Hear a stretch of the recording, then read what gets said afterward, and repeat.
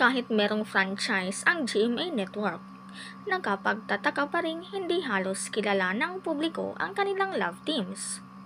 Alam niyo ba na karamihan nga sa kanila ay marami ng nagawang teleserye? Halika at atin silang kilalanin. Angel Guardian at Kokoy De Santos. Nagkasama silang dalawa sa reality show na Running Man mula 2022 hanggang 2024. Kilalang aktor si Kokoy mula pagkabata na minsan ay nasilayan sa ABS-CBN shows at teleseryes gaya ng MMK, Ipaglaban Mo, A Soldier's Heart, The Killer Bride, Ngayon at Kailanman, Pinoy Boy Band Superstar, The Greatest Love at sa Oh My G. Si Angel Guardian ay isang commercial model na unang naging contestant sa Running Man, naging host sa GMA shows na I Believe at All Out Sundays at nasilayan sa mga kapuso teleseryes. El Villanueva at Derek Monasterio.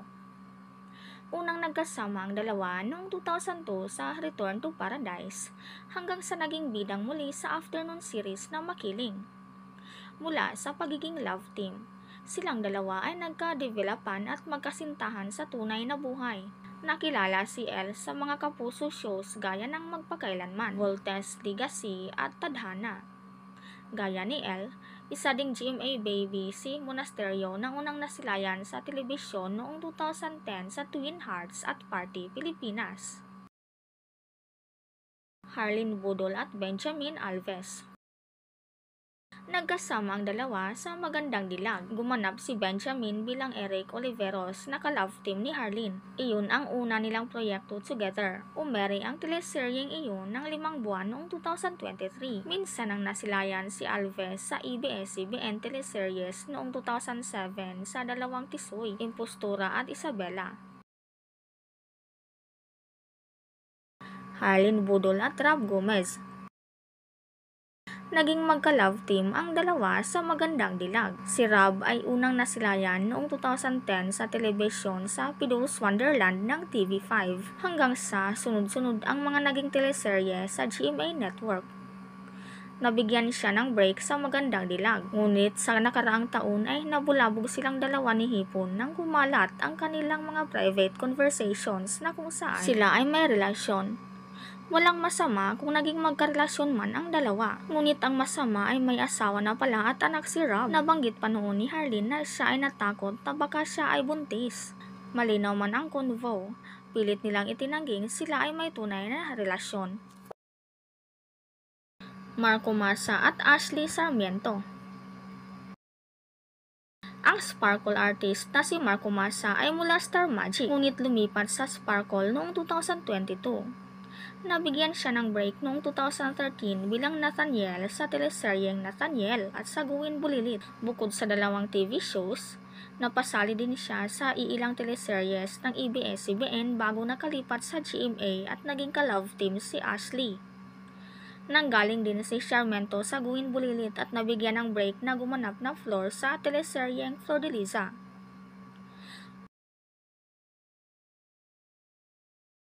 Princess Alia at Bryce Eusebio. Nagsimula ang love team nilang dalawa na isinabay kina Ashley Sarmiento at Marco Massa ng Sparkle. Noong 2024, sila ay nagkaroon ng TikTok kilig series na Beyond the Game. Nagsimulang maging kapuso child star si Bryce na nakasama sa Destined to Be Yours at Oh My Mama. Isa namang singer at artista si Princess na kabilang noon sa mga GMA shows.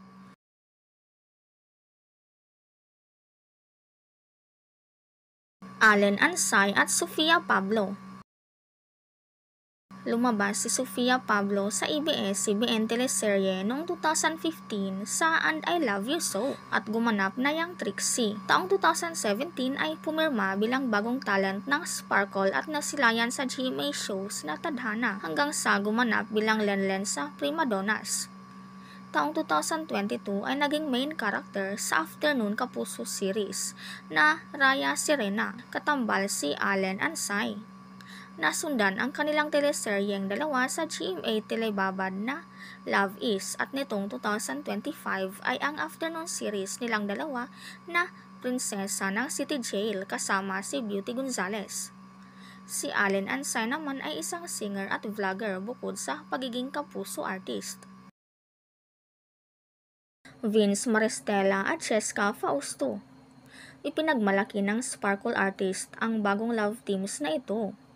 Ang 23 years old child star noon na si Vince Maristella ay nasilayan sa 2007 Star Cinema film na Ang Cute ng Ina Mo hanggang sa lumabas sa mga GMA shows gaya ng Daig Kayo ng Lola Ko, Love Before Sunrise, Love Is, Open 24/7 at May the Best Man Win ng Regal Films. Isang beauty queen si Cheska Fausto.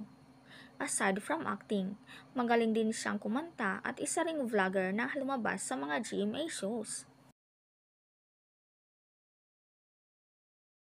Hil Cuerva at Lexi Gonzalez.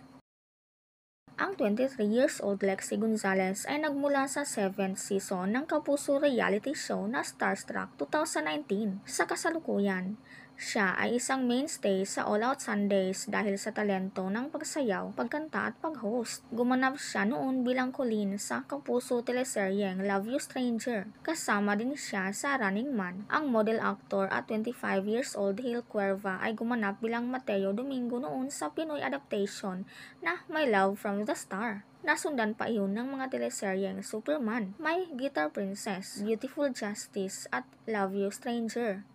Isa din siyang magaling na host na nakasama si Solen Yusef sa programang Taste Buddies. Ikaw, anong masasabi mo dito?